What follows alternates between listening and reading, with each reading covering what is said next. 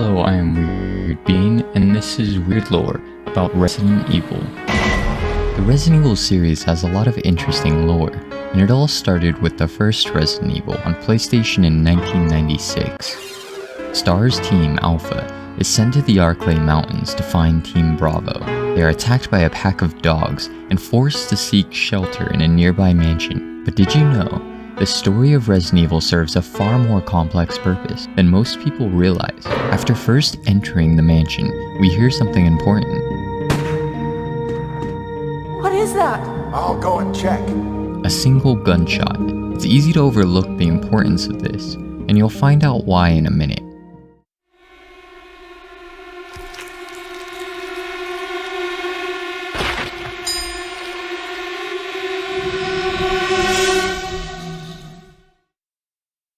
After an iconic cutscene, we discover that Bravo Team's Kenneth Sullivan has been killed by a zombie. This would lead us to believe that the gunshot came from Kenneth. After returning to the mansion's entrance, we discover that Wesker has disappeared. It's during this time that Wesker can carry out his true mission, to lure Alpha Team beneath the mansion.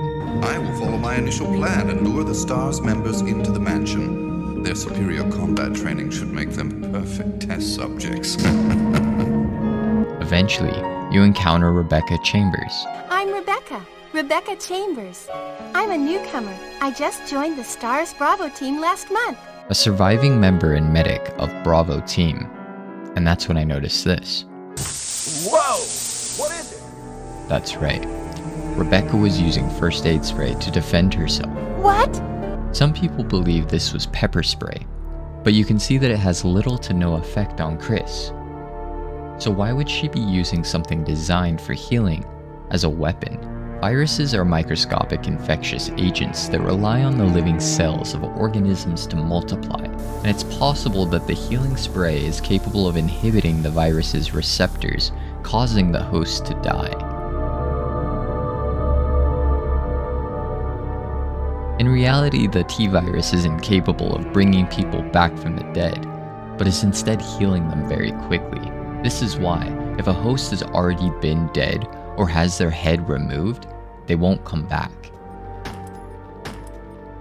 Then why don't we use first aid spray as a weapon in future Resident Evils? Let's continue the story to find out.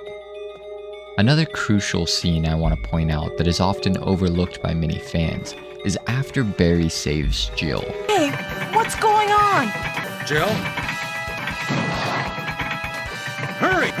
This way! That was too close. You were almost a Jill sandwich. I didn't know what Barry meant by this at first, and so I did a little research. It turns out that he's making a reference to the Earl of Sandwich, which is a noble title in the peerage of England.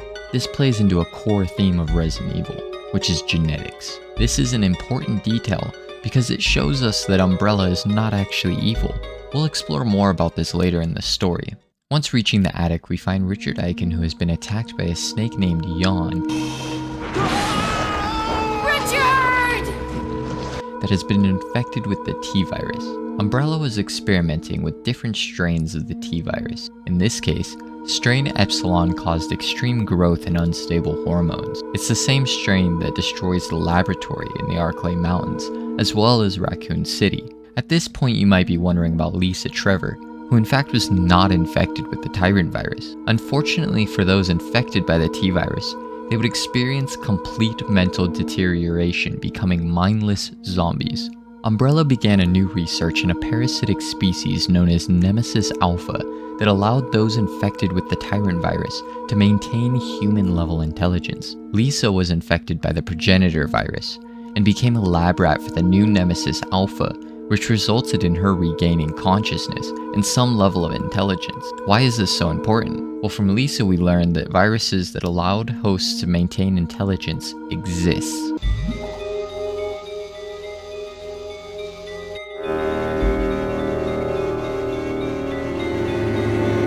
That's right. This is the ultimate life form. Stop it. You might be thinking that this is leading to the tyrant we face at the end of the game, but there's another infected character that's far more dangerous, Wesker. Wesker is referenced in every game up until his death, and his legacy continues still. The story of Resident Evil is an exploration of mankind's most primal fear, fear of the unknown. With every room you enter in the game, you are greeted with a door opening into the unknown. Wesker is a character unafraid of exploring that fear, as if he's a tour guide to the nature of human being. Continuing the game, we encounter different plants, bugs, and animals that Umbrella has been experimenting on. Alpha Team begins to understand more and more what has been happening, and that's when we find Kenneth's tape. This piece of evidence completely changed my interpretation of Resident Evil.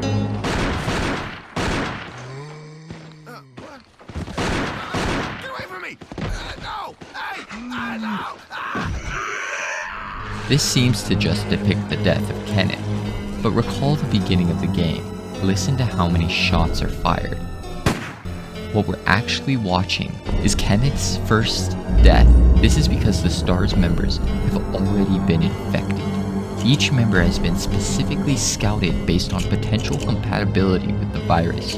This is why Forest Spire comes back as a unique zombie, and why members such as Chris can later be seen performing superhuman feats of strength and agility.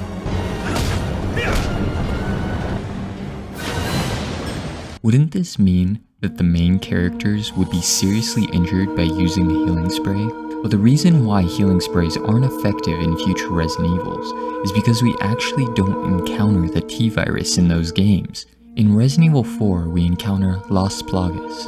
In 5, it's the Ouroboros virus, and so on. For that same reason, the main characters are unaffected because they aren't infected with the T-Virus, but instead, a prototype virus similar to what Wesker uses.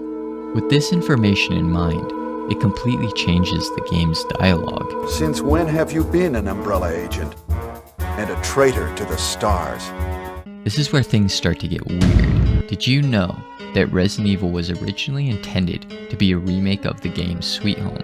Sweet Home ended up instead being a large inspiration for Resident Evil, and Shinji Mikami decided to use zombies instead of ghosts. It seemed that the focus was on gameplay rather than story, but in the end, that ended up not being true.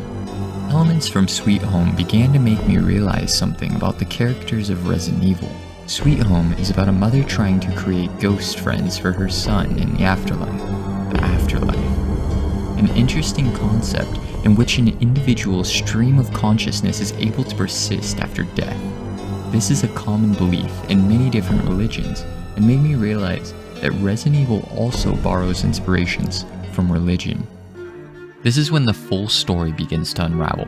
While looking for passcodes in the laboratory of the original Resident Evil game, we find 3 files containing Bible verses depicting the binding of Isaac. This story exemplifies faith, obedience, and the mercy of God.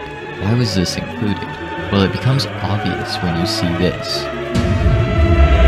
The purpose that Resident Evil story serves is that of utilitarianism inspired by the binding of Isaac. Just as Abraham is faced with the test of faith and rewarded by God in the Bible verses we are given, Umbrella is also being tested in how far they are willing to go for the good of mankind.